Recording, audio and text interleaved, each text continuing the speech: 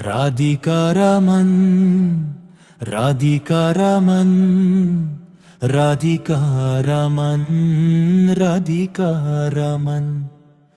नारद मुनि, जो 12 महाजनों में से एक और भगवान के शुद्ध भक्त हैं, सदा इस संसार में प्रकट होते हैं ताकि लोगों को मानव जीवन के वास्तविक उद्देश्य की याद दिला सकें, जो है सदा कृष्ण का स्मरण करना और वैकुंठ अपने परम धाम लौट जाना। एक दिन वह एक गांव में कैलाश नामक व्यक्ति से मिलने आए।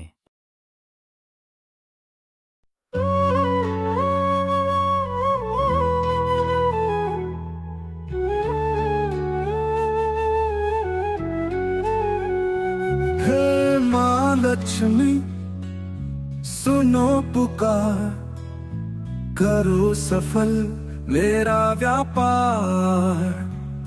धन बरसे घर आंगन में, सुख संपत्ति हो जीवन में। माँ लक्ष्मी, सुनो पुकार, करो सफल मेरा व्यापार।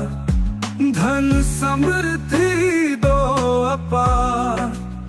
माँ लक्ष्मी, सुनो पुकार, सुख संपत्ति हो जीवन में।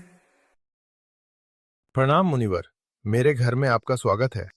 कैलाश, भगवान विष्णु ने मुझे किसी को भी वैकुंठ ले जाने की अनुमति दी है। मैं अभी जा रहा हूँ, क्या तुम मेरे साथ चलोगे?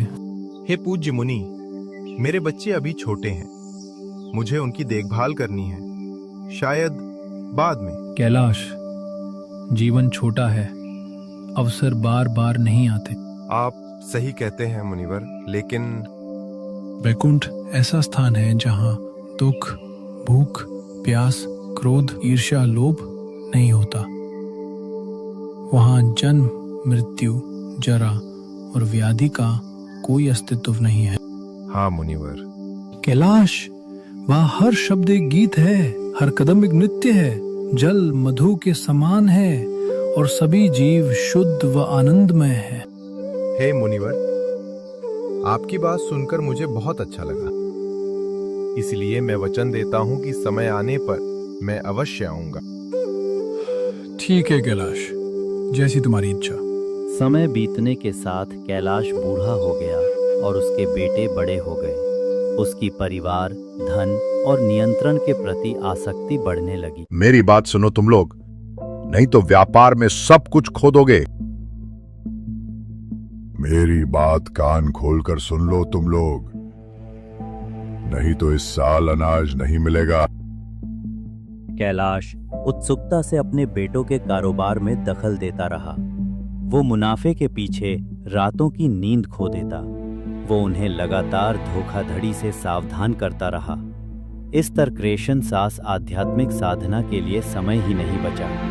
वो अपने पोते पोतियों की देखभाल में भी बहुत व्यस्त रहने लगा। कई वर्ष बीत जाने के बावजूद नारद मुनि को कैलाश की याद रही और वो उसे वैकुंठ ले जाने का एक और अवसर देने के लिए वापस आए।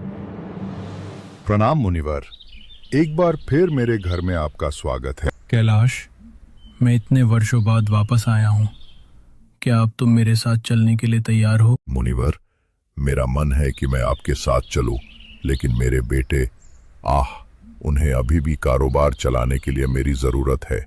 साथ ही मुझे अपने पोते पोतियों की देखभाल भी करनी है। मैं अभी नहीं आ सकता। नारद कैलाश का हृदय परिवार, धन और नियंत्रण की आसक्ति में जकड़ा हुआ देखकर उसके लिए दुखी मन से चले गए। समय बहता रहा। दिन महीनों में और महीने वर्षों में बदलते गए।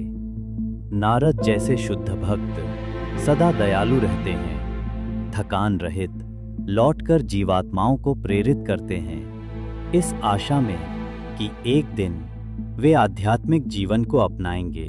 नारद मुनि फिर से कैलाश के घर आए। उनके मन में था कि इस बार वह उनके साथ चलेगा। कैलाश, कैलाश, कैलाश, मैं नारद हूं। तुमसे फिर मिलने आया हूं।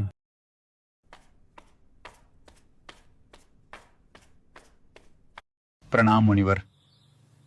मेरे पिता कुछ साल पहले इस दुनिया से चले गए। ओह, वो चले गए। क्या उन्होंने अपने अंतिम क्षण में वैकुंठ जाने की मेरी बात को याद किया? नहीं नारद जी, शरीर छोड़ते समय उन्होंने सिर्फ उसी धन की रक्षा की बातें की जिसे कमाने में उन्होंने अपना पूरा जीवन लगा दिया था।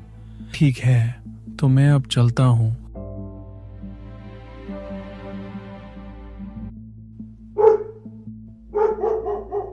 नारद जी,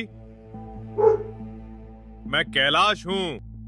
कैलाश, क्या तुम अब कुत्ता बन गए हो? हाँ नारद जी, मैं अपने बेटे के धन की रखवाली कर रहा हूँ। कैलाश, तुमने मानव जीवन व्यर्थ कर दिया। अब तो कम से कम कुत्ते का शरीर छोड़कर मेरे साथ वैकुंठ चलो। नारद जी, मैं आपको क्या कहूँ, मेरे बेटे मेरे जुटाए हुए धन के प्रति बहुत लापरवाह है, इसलिए मुझे उस धन की चोरों से रक्षा करनी पड़ रही है। कैलाश, मैं तुमसे ये उम्मीद नहीं कर रहा था। नारद जी, ध्यान से सुनिए, लगता है कोई चोर है, मुझे जाना होगा।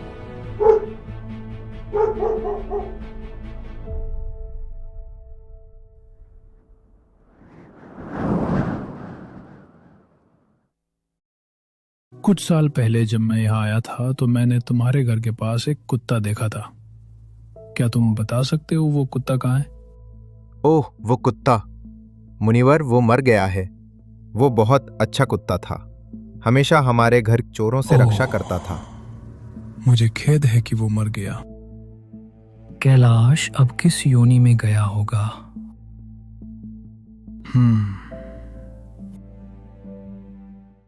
राधिका रमन, राधिका रमन, राधिका रमन, राधिका रमन। मैं कैलाश हूँ। सांप के शरीर में तुम क्या कर रहे हो कैलाश? अब मैं खुश हूँ कि मेरे बेटों ने सारा पैसा बैंक में जमा कर दिया है। ओ कैलाश, तो अब तुम मेरे साथ वैकुंठ आ सकते हो। अभी भी देर नहीं हुई है। मैं आना चाहता हूँ नारद जी, लेकिन मेरे बेटे आलसी हैं। इन अनाज की रखवाली करने के लिए मैं सांप बना। आध्यात्मिक जीवन महत्वपूर्ण है, हाँ, लेकिन पहले मुझे खेतों की रक्षा करनी होगी। वैकुंठ इंतजार कर सकता है। कैलाश, तुम इस तरह नहीं सुधरोगे। देखो, देखो, खेत में सांप है। बहुत ही जहरीला सांप है। कहाँ है सांप? कहाँ है सांप?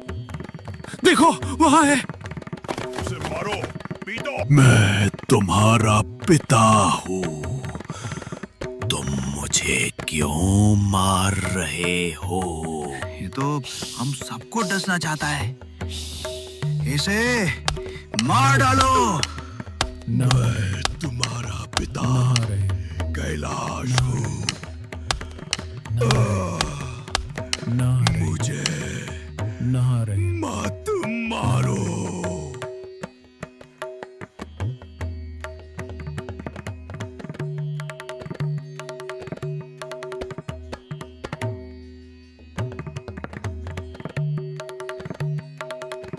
कैलाश, तुम अब सांप के शरीर से मुक्त हो गए हो।